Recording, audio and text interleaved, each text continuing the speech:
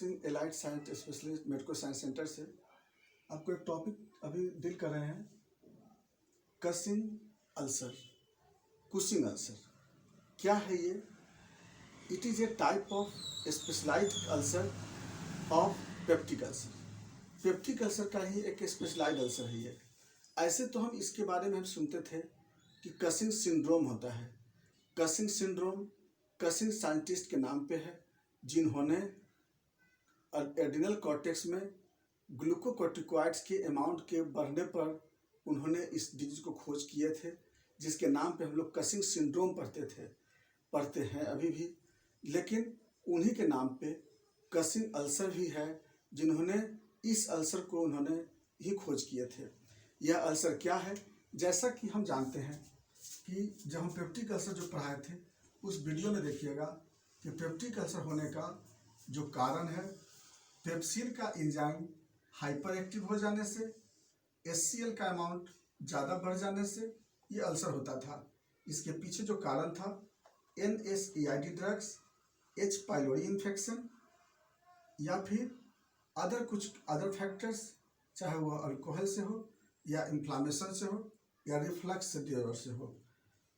क्या होती थी, यहाँ का जो सेल था वह ब्रेकडाउन हो जाता था। इस कंडीशन से अल्सर होता है। इस गैस्ट्रिक ग्लैंड में नीचे में पेराइटल सेल होता है, उसके ऊपर में चीफ सेल होता है, उसके ऊपर में म्यूकस सेल होता है। होता क्या है इसमें? इस तरह का डिजॉर्डर्स में कसिंग अल्सर का जो मेन रीजन है, वह मेन रीजन है इंट्राक्रैनियल प्रेशर बढ़ जाना। वैसे पेशेंट जिसमें देखा गया क्या कि कोई कॉज यहाँ का नहीं था और उस पेशेंट में अल्सर था, जब फाइंडिंग यह हुआ कि उसको ब्रेन में भी सिम्टम था और ब्रेन के एक डिजॉर्डर आता है साइकोलॉजिकल डिजॉर्डर्स, जिसके कारण अल्सर होता है, वो तो अलग बात था। लेकिन साइकोलॉजिकल फैक्टर भी नहीं था और फिर भी उस पेशेंट में अल्सर था। जब डिटर्मिनेशन हुआ, ये पाया गया कि इंट्राक्रैनियल प्रेशर के बढ़ जाने की वजह से ये अल्सर होता है।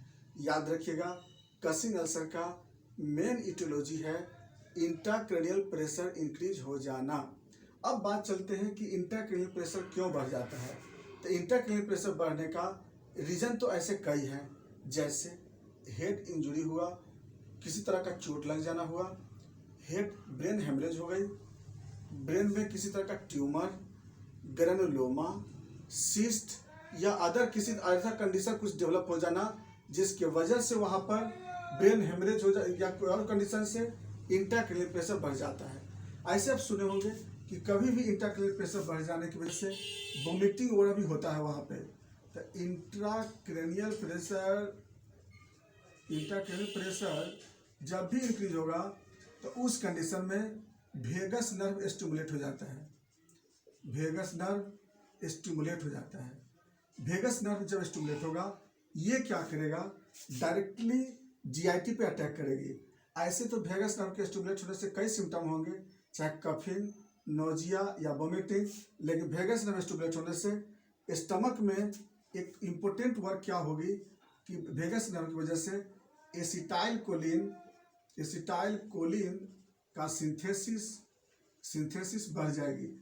और एसिटाइल कोलिन जब भी बढ़ेगा तो एसिटाइल कोलिन पेराइटल सेल को स्टिमुलेट करता है।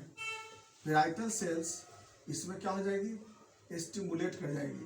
और पेराइटल सेल जब स्टिमुलेट करता है, उस केस में HCl का सिंथेसिस बढ़ जाता है। HCl से पेप्सिन का एक्टिविटी क्या हो जाएगी? बढ़ जाएगी। और पेप्सिन का एक्टिविटी बढ़ेगी तो हो जाएगी अल्सर। अगेन रिपीट करते हैं, सुनिए गौर से। जब भी किसी कारण से इंट्राक्रैनियल प्रेशर बढ़ेगा, इंट्राक्रैनियल प्रेशर बढ़ने का कारण बता दिए, चाहे वो ट्रॉमा की वजह से, हेमरेज की वजह से, ट्यूमर के कारण, सिस्ट या ग्रेनुलोमा के कारण, पैरासाइटिक डिजॉर्डर के कारण। उस कंडीशन से जब प्रेशर बढ़ेगा तो वेगस नर्व स्टिमुलेट हो जाएगी, एसिटाइल कोलिन इंक्रीज करेगी, उससे पेराइटल सेल स्टिमुलेट होगी, क्योंकि पेराइटल सेल एसिटाइल कोलिन से कंट्रोल होती है। उसकी वजह से हाइड्रोक्लोरिक एसिड का सिंथेसिस बढ़ेगी और उस कंडीशन में क्या हो जाएगी? अल्सर डेवलप करेगी। अब क्या होगा? ये तो हो गई वहाँ पर क्या अल्सर होने का एक कारण होगी। अब क्या होगी? इस पेशेंट को जब हम सिम्टम में देखेंगे तो क्या मिलेगी कि स्टमक का जो गैस्ट्रिक अल्सर का जो सिम्टम होता है वो तो मिलेगा ही। क्या क्या मिलेगा सिम्टम में, जैसे वहाँ पर nausea, vomiting, abdominal pain, gastric discomfort, gastric pain, after eating vomiting develop होना, phagophobia, weight loss, anaemia, haematemesis, ऐसे कई डिजॉर्डर तो मिलेंगे। लेकिन इसके साथ साथ क्या होगा कि उसको ब्रेन का भी सिम्टम मिलेगा, हेडेक मिलेगा, कन्वर्सन मिलेगा, या फिर उसमें वर्टिगो मिलेगी। तो ऐसे ऐसे अनेकों तरह का ब्रेन का सिम्टम उसमें डिजॉर्डर डेवलप मिलेगा, और सीजर भी अटैक करेगा पेशेंट को। तो ये ब्रेन का सिम्टम भी अटैक किया और प्लस स्टमक का सिम्टम किया। तो इसलिए हम लोग क्या देखते हैं ना कि इस अल्सर में दोनों सिम्टम मिलता है, गैस्ट्रिक अल्सर का सिम्टम भी मिलता है और प्लस हेड का भी सिम्टम मिलता है, ब्रेन का सिम्टम मिलता है। अब हम लोग आते हैं इसके इन्वेस्टिगेशन में। इन्वेस्टिगेशन में क्या देखते हैं, जब इंडोस्कोपी कराएंगे तो हमें यहाँ अल्सर मिलेगी स्टमक में। दूसरा हम लोग क्या करते हैं, हम लोग ब्रेन का सीटी स्कैन, एमआरआई कराते हैं। उसमें कहीं ना कहीं हमें ट्यूमर या फिर गैलोमा या फिर सिस्ट कुछ ना कुछ हमें फाइंडिंग मिल जाती है। हेमरेज होगा तो ब्लड मिलेगी, इस तरह से हमें फाइंडिंग मिल जाती है ब्रेन का। अब आते हैं बात ट्रीटमेंट का। ट्रीटमेंट के लिए क्या करते हैं इसमें लोग, सबसे पहला तो जो एंटासिड का काम कर देंगे हम लोग। एंटासिड देंगे इसलिए कि हम जानते हैं कि जब ब्रेन में प्रॉब्लम होगी एसिड बढ़ेगा ही, जब एसिड बढ़ेगा तो उस केस में क्या होगी, अल्सर बढ़ेगी। तो सबसे पहले हम लोग पेशेंट को एंटासिड प्रॉपरली एडवाइस करते हैं। दूसरा क्या करते हैं हम लोग कि जो ब्रेन का जो भी डिजॉर्डर होता है उसको हम लोग ट्रीटमेंट करते हैं।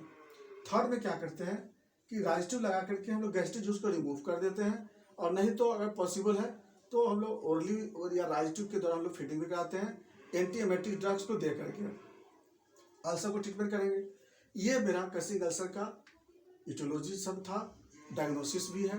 ट्रीटमेंट के लिए से हम लोग बिस्मथ, फास्फोरस या नक्सभंग का एलोपैथी मेडिसिन हम लोग दे सकते हैं, उसको हम लोग ट्रीटमेंट कर सकते हैं। बाकी बातें हम लोग नेक्स्ट वीडियो में। थैंक्स।